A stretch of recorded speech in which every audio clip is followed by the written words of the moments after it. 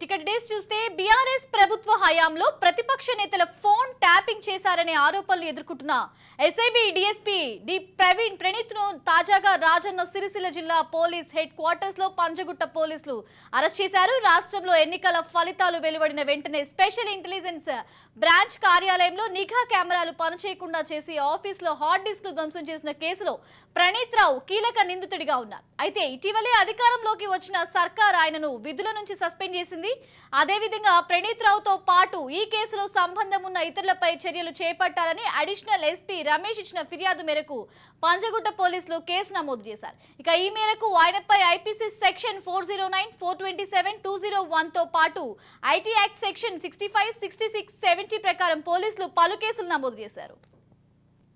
కాగా ప్రణీత్ రావు విచారణలో పోలీసులకు కళ్ళు బైర్లు కమ్మే విషయాలు వెలుగులోకి వచ్చాయి. ఫోన్ ట్యాపింగ్ కు సంబంధించి సస్పెండ్ అయిన డీఎస్పీ ప్రణీత్ రావు స్పెషల్ ఇంటెలిజెన్స్ బ్రాంచ్ కార్యాలయం నుంచి దాదాపు 42 హార్డ్ డిస్క్లను మాయం చేసినట్లు పోలీసులు వెల్లడించారు. ఇక అదేవిధంగా 1610 పేజీల కాల్ డేటాను సైతం కాలబెట్టినట్లు నిర్ధారించారు. ఇక కీలకమైన ఎస్ఓటీ లాకర్ రూమ్ లోని ఫైల్స్, ఓ కీలక నేత ఫోన్ ట్యాపింగ్ డేటాతో పాటు కాల్ రికార్డులు, కొన్ని ఐఎంఈల నెంబర్లతో పాటు ఐపీడీఆర్ డేటాని కూడా ట్రాష్ చేసినట్లు విచారణలో వెల్లడైంది. అదేవిధంగా ఈ కేసుకు సంబంధం ఉన్న అప్పటి ప్రభుత్వ పెద్దల పేర్లు కూడా త్వరలో బయటకు వచ్చే ఛాన్స్ ఉందని జోరుగా చర్చ జరుగుతోంది. పాటు డాక్యుమెంట్లను తగలబెట్టినట్లు అనుమానిస్తున్నారు. ఎలక్ట్రీషియన్ సహాయంతో సీసీటీవీలను ఆపేసి ఆధారాలను ధ్వంసం చేసినట్లు పోలీసుల విచారణలో బయటపడింది. ఇక ఈ మేరకు వారం క్రితం ఆయనపై కేసులు నమోదు కాగా డిపార్ట్మెంట్ సస్పెండ్ చేసింది.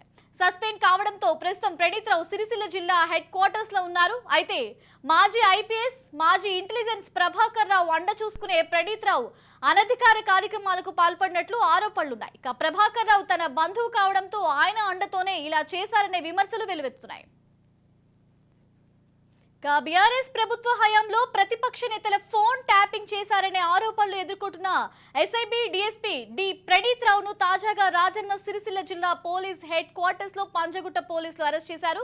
ఇక రాష్ట్రంలో ఎన్నికల ఫలితాలు వెలువడిన వెంటనే స్పెషల్ ఇంటెలిజెన్స్ బ్రాంచ్ కార్యాలయంలో నిఘా కెమెరాలు పనిచేయకుండా చేసి ఆఫీసులో హార్డ్ డిస్క్ ధ్వంసం చేసిన కేసులో ప్రణీత్ రావు కీలక నిందితుడిగా ఉన్నారు. ఓవరాల్ ఇదే అంశానికి సంబంధించి మరింత సమాచారం మా పొలిటికల్ ఎడిటర్ అరవింద్ అందిస్తారు. అరవింద్కి మనం చూసుకుంటే గత బీఆర్ఎస్ ప్రభుత్వంలో ఉన్నప్పుడు ఫోన్ ట్యాపింగ్ వ్యవహారంలో ప్రణీత్ రావుని ప్రెజెంట్ పంజగుట్ట పోలీసులు అరెస్ట్ చేసినట్టు తెలుసు. దీనికి సంబంధించి అప్డేట్ ఏంటి? మొదటి అంశం, పంజగుట్ట పోలీసులు వాళ్ళకి నిన్ననే ఎస్ఐబి అడిషనల్ ఎస్పీ ఏదైతే రమేష్ కంప్లైంట్ ఇచ్చారో ఆ కంప్లైంట్ ఆధారంగా ఒక కేసు బుక్ అయింది. ఆ కేసు విషయంలో అరెస్ట్ చేసినటువంటి విషయం క్లియర్.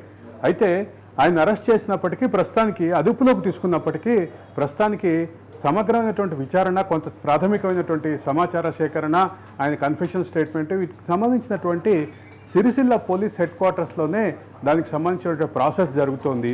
ఆ ప్రాసెస్ అనంతరం ఆయన్ని అక్కడే మ్యాజిస్ట్రేట్ ముందు హాజరుపరుస్తారా, లేదంటే ఆయనను తీసుకొచ్చి హైదరాబాద్ తీసుకొచ్చి ఇక్కడ హాజరుపరుస్తారనే విషయం క్లారిటీ లేదు. అయితే ఈ మొత్తం వ్యవహారంలో కీలకంగా ఉన్నటువంటి ప్రధాన అంశం ఏంటంటే, ఎంతమంది ఫోన్లు ట్యాప్ చేశారు, ఏ రకమైనటువంటి ట్యాపింగ్ జరిగింది, ఏ వర్గాల వారికి ఫోన్లు ట్యాప్ చేశారు, ఏ అంశాల రీత్యా ట్యాప్ చేయడం ఒడిగట్టారు అనేటటువంటిది ప్రధానమైన అంశం. నిన్న రమేష్ ఇచ్చినటువంటి కంప్లైంట్లో అడిషనల్ ఎస్పీ రమేష్ ఇచ్చినటువంటి కంప్లైంట్లో చాలా క్లియర్గా చెప్పింది ఏంటంటే, అతను సర్వీస్ రూల్స్కి విరుద్ధంగా వ్యవహరించినటువంటి విషయాన్ని, ఆ సర్వీస్ రూల్స్కి విరుద్ధంగా వ్యవహరించేటటువంటి క్రమంలో ఆయన తనకు కేటాయించినటువంటి ఒక రూమ్ కాకుండా అడిషనల్గా 2 రూమ్స్ని తీసుకున్నారని, 17 కంప్యూటర్లు పెట్టి వివిధ ప్రొఫైల్స్ ద్వారా ఈ ట్యాపింగ్ వ్యవహారం నడిపారని, ఈ వ్యవహారం అంతా ఏదైతే హార్డ్ డిస్కుల్లో ఉందో ఆ హార్డ్ డిస్క్ని ధ్వంసం చేశారని. ఇక్కడ ప్రధానంగా గమనించాల్సిన అంశం ఏంటంటే, ఫోన్ ట్యాపింగ్కి సంబంధించిన వ్యవహారంలో ఇంతవరకు కేసు ఎక్కడా బుక్ అవ్వలేదు. ఈ బుక్ అయినటువంటి కేసు కూడా శ్రావ్య ప్రధానంగా ఈ సాక్ష్యాలను ధ్వంసం చేయటం, ఈ ప్రభుత్వ ఆస్తి అయినటువంటి ఈ హార్డ్ డిస్క్ని, ఫైల్స్ని ధ్వంసం చేయటం, దీని చుట్టే తిరుగుతోంది. ఇప్పుడు ప్రధానమైనటువంటి అంశం ఇదైతే, ఇంకో పక్క ఇండియన్ టెలిగ్రాఫిక్ యాక్ట్ 1885 1885లో భారత స్వాతంత్రానికి పూర్వమే తయారు చేస్తున్న ఇండియన్ టెలిగ్రాఫిక్ యాక్ట్ ప్రకారం ట్యాపింగ్కి సంబంధించినటువంటి కేసులు ఇంకా ఇంతవరకు ఇనిషియేట్ కానటువంటి పరిస్థితి.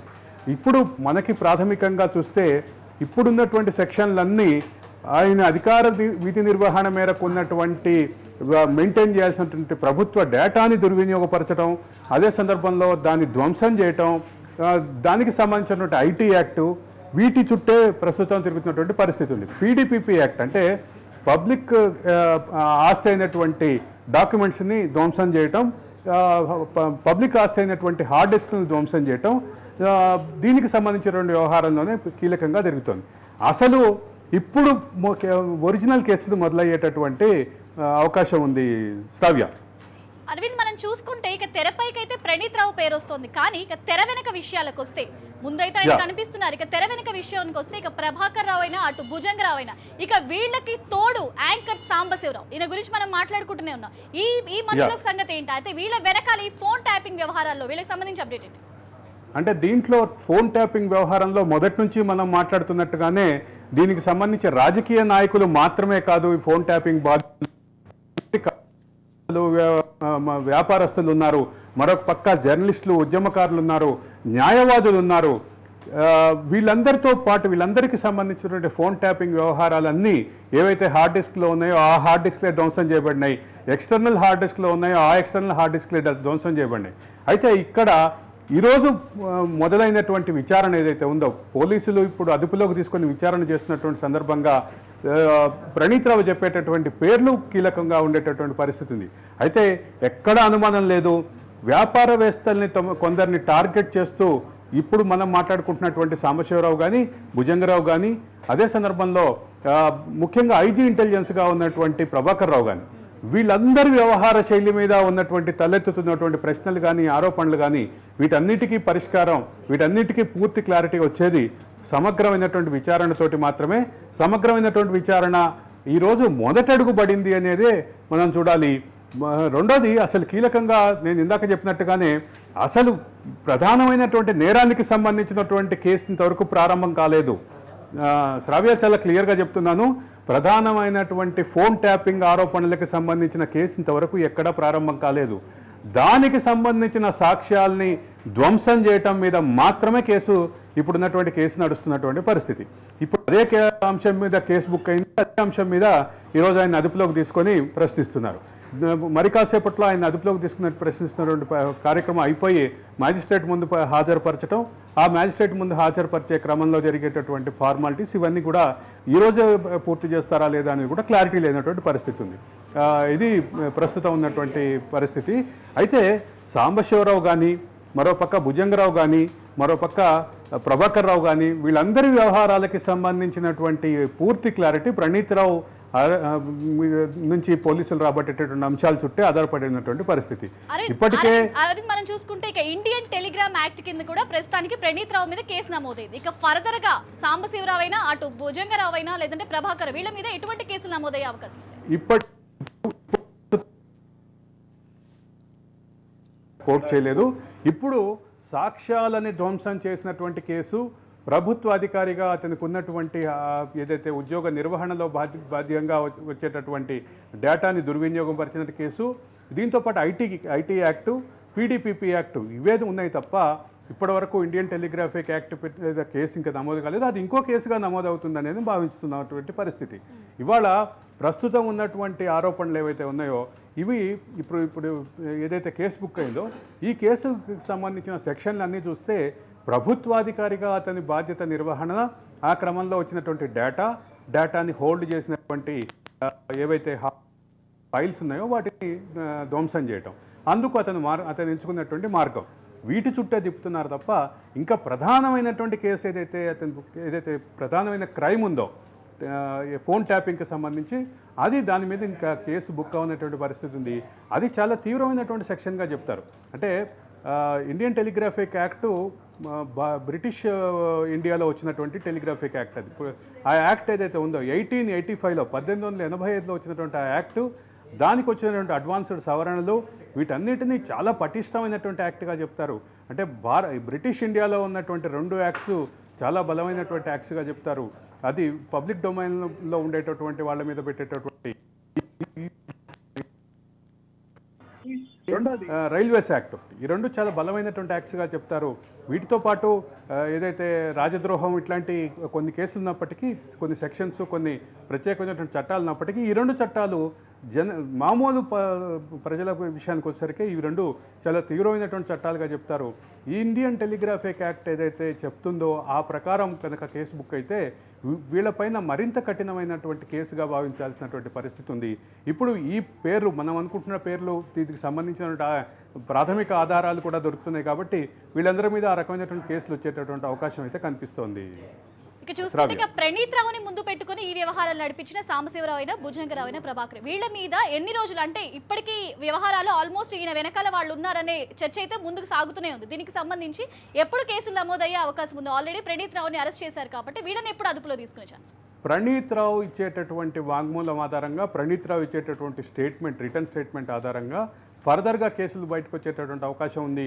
ఈ కేసులకు సంబంధించినటువంటి పూర్తిగా అంటే ఇప్పుడు ప్రణీత్ రావు దగ్గర నుంచి తీసుకుంటున్నటువంటి సమాచారాన్ని మిగతా వాళ్ళకు ఉన్నటువంటి కంప్లైంట్స్, మిగతా ఉన్నటువంటి ఇంటెలిజెన్స్ రిపోర్ట్స్ వీటన్నిటిని క్రోడీకరించుకొని చేసేటటువంటి పరిస్థితి ఉంది. అయితే ఇక్కడ ఫోన్ ట్యాపింగ్ బాధితులు మాత్రం వందల సంఖ్యలో, వేల సంఖ్యలో ఉన్నటువంటి విషయం గమనించాలి. ఒక పక్క తెలంగాణ ఉద్యమకారులు ఉన్నారు, మరో పక్క న్యాయవాదులు ఉన్నారు, జర్నలిస్టులు ఉన్నారు, రాజకీయ నాయకులు ఉన్నారు, చివరికి రాష్ట్ర గవర్నర్ తమిళిసై సుమారు సంవత్సరంన్నర క్రితం తన ఫోనే ట్యాపింగ్ అయిందంటూ అనుమానం వ్యక్తం చేసినటువంటి పరిస్థితి ఉంది.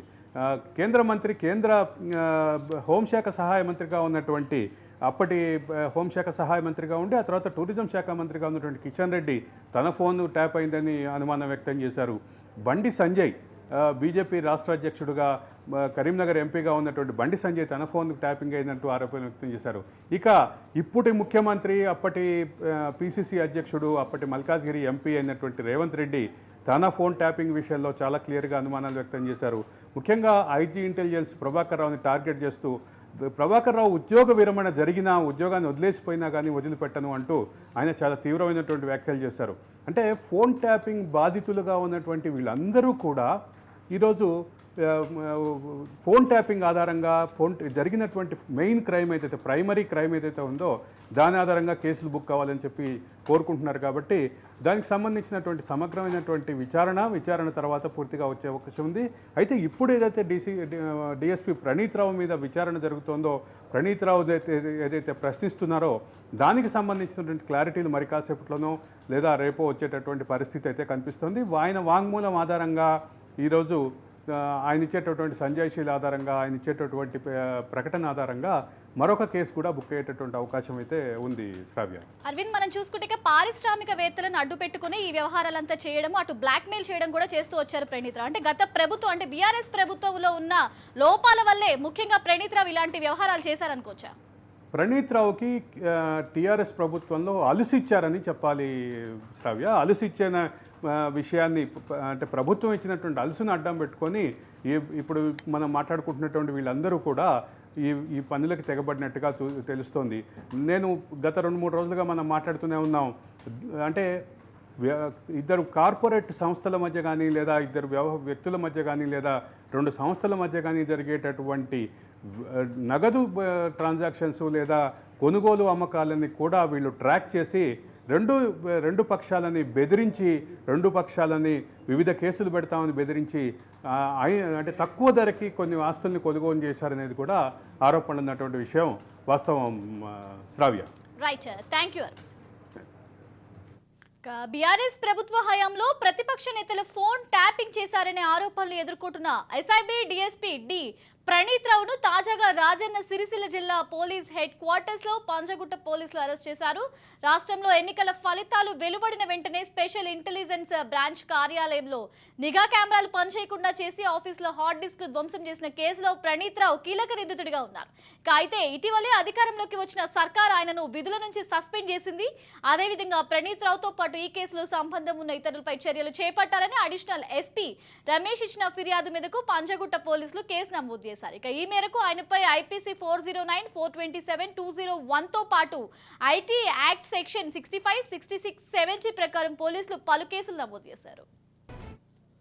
కాగా ప్రణీత్ రావు విచారణలో పోలీసులకు కళ్ళు బయర్లు కమ్మే విషయాలు వెలుగులోకి వచ్చాయి. ఫోన్ ట్యాపింగ్ కు సంబంధించి సస్పెండ్ అయిన డీఎస్పీ ప్రణీత్ రావు స్పెషల్ ఇంటెలిజెన్స్ బ్రాంచ్ కార్యాలయం నుంచి దాదాపు 42 హార్డ్ డిస్క్లను మాయం చేసినట్లుగా పోలీసులు వెల్లడించారు. ఇక అదేవిధంగా 1610 పేజీల కాల్ డేటాను సైతం కాలబెట్టినట్లు నిర్ధారించారు.